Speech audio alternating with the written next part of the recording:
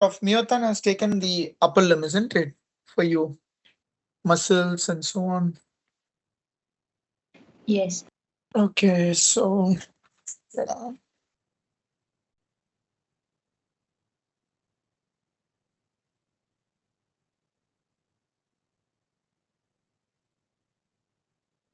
okay, we'll just start the session.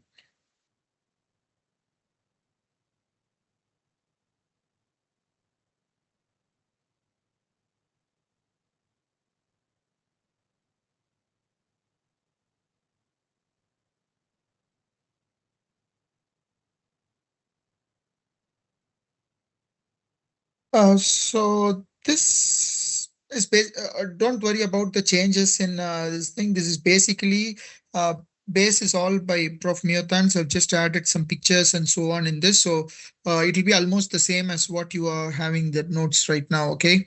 So in this, for the upper limb, as far as upper limb is concerned, you are expected to identify the muscles and maybe the nerve supply and some actions, right? So in this, basically, the most important ones which you should be including is, don't worry about these things. This muscle, deltoid, you should be able to identify. This is from the back. Uh, what are these muscles? You see, to identify, just to ask you, this muscle is the trapezius, this is deltoid, and this, the ones which are surrounding the shoulder joint, these are the rotator cuff muscles, right? Can you name the rotator cuff muscles? This is, we are looking at it from the back, right? So this from the back, you can see three muscles. What is this muscle? This is the spine. This is the spine of the scapula. We are looking at it from behind as usual. So if you remove the trapezius, under the cover of trapezius, you will be able to see these muscles. So this will be supraspinatus, because this once again, I'm not sure whether you will be able to see the pointer. So you see, if this is the spine of the scapula, so the one above that will be supraspinatus, the one below that will be infraspinatus. And this small muscle from the lateral margin of the scapula to the humerus, this is teres minor. So from behind, you have these three muscles: supraspinatus, infraspinatus, teres minor muscle, and below teres minor you have teres major, but this is not part of the rotator cuff. Rotator cuff will be then, like, we'll come back to that later. So from the front, if you see, what is this muscle? This is the pectoralis major. This will be the deltoid muscle. So deltoid, because it is covering the whole of the shoulder joint, like from the front, from the sides, even from the back, you can see here. So from the back, from the sides, from the front, you can see the deltoid. What about this picture? This is like after you remove the deltoid, you will be looking at deep to the deltoid, these muscles. Okay. So deltoid is on the superficially, this is the bigger muscle over there. Once you remove deltoid and trapezius on the right side, these are the images which you can get after you remove them. Okay. So deltoid main action will be like, like abduction, because they have fibers anteriorly and posteriorly also, they cause flexion and extension of the shoulder joint. Okay, so that is one of the bigger muscles.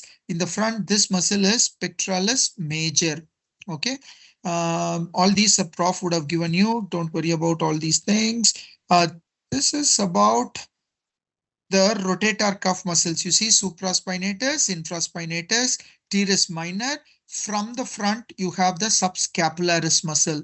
From the this muscle. This muscle is the subscapularis, because this is the scapula. From the scapular fossa, you can see the muscle coming in. This is the subscapularis. But when you turn back, the three muscles what we saw earlier, so all these four muscles, like how you hold a humerus head with the fingers like this. So this forms the subscapularis in the front, the supraspinatus, infraspinatus, and teres minor. So these four muscles, they form the rotator cuff muscles. Okay. So again, all these things I think you would have seen from Prof's notes. So the same thing. And in the shoulder region, like abduction will be initiated by supraspinatus, while all the maybe up to 15 degrees by supraspinatus and up to 90 degrees will be by deltoid, and above 90 degrees if you want to raise, it will be by trapezius and serratus anterior. So these are the muscles that help in the abduction of the shoulder joint. And these are all important mainly for your OSPE, where mostly your questions will be on this thing like muscles and actions. So one area is around the shoulder joint, and the second area, which is most important for you, will be around the cubital fossa. Okay, as far as upper limb is concerned. Um, then maybe then we'll go there. Don't worry about all these things. So just for you to identify if any muscle like this, if it's all given, what is this muscle? Biceps brachii. Okay. In this picture, the biceps have been removed. We are looking at the deeper aspect on the right side. On the left side, you can see this is biceps muscle. And this is coracobrachialis. Usually we don't ask you, but you can see it is being pierced by the nerve here. You see one nerve piercing it and passes on the surface of this thing, like under the cover of biceps. You will be able to see this nerve, which is the coracobrachialis, and all the muscles in the front of the arm. Because the muscles in the front of the arm, it is important for you to identify as far as OSPE is concerned. They can ask you about this big muscle. Anyway, I think obviously everyone will be able to identify that is the biceps brachii muscle. When you lift the biceps brachii, under the cover of biceps brachii, you will have two muscles. Okay, one on the sides, as you can see here, which is pierced by the nerve. This nerve is the musculocutaneous nerve. Okay, but the muscle which lies under the cover of biceps, this muscle is the brachialis. So biceps, coracobrachialis, brachialis. These are the three muscles you can find in the front of the arm. And all three muscles are supplied by this nerve. This nerve is the musculocutaneous nerve. As you can see, it is piercing this. It is piercing and it is coming down here as well. So this is the musculocutaneous nerve. So biceps, brachialis. Will you be able to identify these two muscles? So once biceps, if I lift this under the cover of biceps, I will be able to show you the brachialis. That is what you're seeing here. Okay. And this is a biceps tendon, and the flattened one is the bicipital aponeurosis. So you can see the tendon is cut and this is the aponeurosis. This is the biceps tendon. Not, oh, sorry, this is not, this is biceps tendon, and these flattened structure, what you see over here is the bicipital aponeurosis. Okay, so as they are all in the front of the arm, and biceps and brachialis cross the elbow joint, so they cause flexion at the elbow joint. That's the action, and all are supplied by musculocutaneous nerve. Cubital fossa. When I say cubital fossa, it is surrounded by, you see, this muscle. What is the lateral most muscle in the cubital fossa? You see, even in your forearm, this is a right side, right upper limb. Okay. In the right upper limb, the right side muscle will be formed by brachioradialis. This will be formed by pronator teres. So by brachioradialis on this side, pronator teres over here. You see, even in this picture, can you see this muscle? Everyone, can you see this? Yes. Yes. This is the uh, brachioradialis. Okay, so from the arm it starts and it goes towards the radius. So this muscle, what you see here, this is the brachioradialis. This muscle, can you see it is like they all three, they form a triangular shaped depression here, right? So on the top, between medial and lateral epicondyle, you draw a line, and this muscle and this muscle. So this muscle is brachioradialis. This muscle is uh, pronator teres. Okay, so this is pronator teres. This is brachioradialis. What is this artery which goes here? You see an artery here, right? Brachial artery. Brachial artery, excellent. So the brachial artery comes over here, divides into radial and ulnar artery over in the cubital fossa. And you see a lot of nerves coming up here, right? Okay, along with the brachial artery on the medial side, you can see few nerves coming down, of which there are two important nerves. One nerve runs along with the brachial artery into the cubital fossa. There is another nerve which goes behind the medial epicondyle. Can you see the difference? So there is one big nerve which is running along with the brachial artery. It is entering into the cubital fossa. There is another nerve from these are all brachial plexus. From the brachial plexus, you can see it is going down and passes behind the medial epicondyle. So the one which passes behind the medial epicondyle is the ulnar nerve, while the one which passes along with the brachial artery into the front of the forearm, that is the median nerve. So you can see around the cubital fossa, you can see the brachioradialis, you can see brachial artery, you can see median nerve and ulnar nerve. If you see median nerve and ulnar nerve, there is only one more important nerve which you should know regarding the upper limb, that is the radial nerve. Where can you find radial nerve? Basically, I'm not sure whether we have the picture over here, but later I'll show you if possible. Okay. Uh, you see this? This is biceps, right? Uh, this is the this is brachialis. That is what they are trying to show. And this muscle is the brachioradialis. You see the brachial artery, you see the median nerve all over here. But when you lift this muscle, the brachialis and biceps to one side and brachioradialis on the other side, if you separate this area, you will be able to see a small portion of radial nerve. Radial nerve is generally for supplying all the muscles in the back. Okay. Whenever you think about radial nerve, it supplies all the muscles in the back of your upper limb, like back of your arm, back of your forearm muscles. Okay.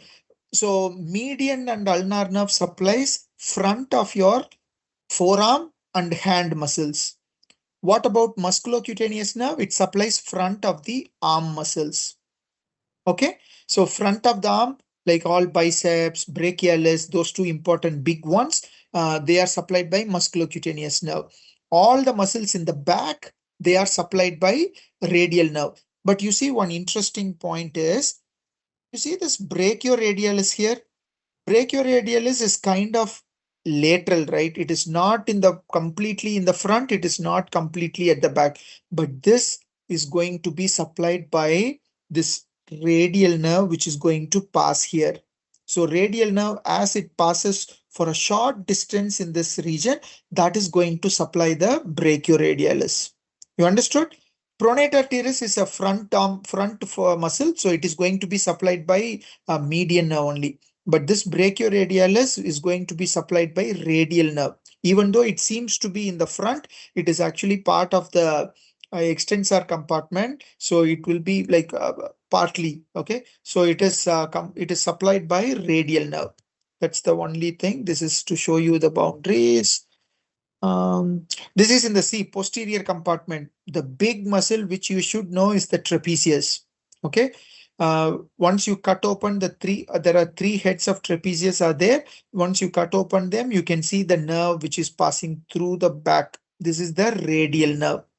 Okay, so once it passes from here, it passes through here and then it enters into the front. Okay, and then again goes back to the back. So it is in the only in the cubital fossa, it is going to be in the front region, but it is not seen. You have to just separate them. So this is the, you don't need to identify different heads of trapezius. Okay, you just need to identify them. The muscle at the back, whenever they ask you in the arm, it is going to be trapezius. Don't worry too much. That's the radial nerve. This is again to show you. So you see, once you separate the biceps and brachialis over there, you will be able to appreciate the a small bit of a radial nerve over there. I don't have the proper picture, so don't worry about all these forearm muscles except for these pronator teres. This muscle is the brachioradialis, right? I told you brachioradialis, and this is the pronator teres. Other than these muscles, don't sweat too much. This is the lateral compartment, the brachioradialis. That's the only one which you need to know. Posterior compartment, no worries, don't too much. Um, Maybe these things, but not much in this case for you to identify. Okay, arteries of the upper limb. Maybe I would say for you to identify the radial nerve and means the brachial artery, and if it is going towards the lateral side it is a radial nerve, if it is going towards the medial side it's the means not nerve, artery. So brachial artery dividing into radial and ulnar artery, please remember. And clinical importance, the pulsations you need to know where to look for the pulsation. This point you need to know about the where you're going to palpate this thing. Okay, so that's the one you need to know. And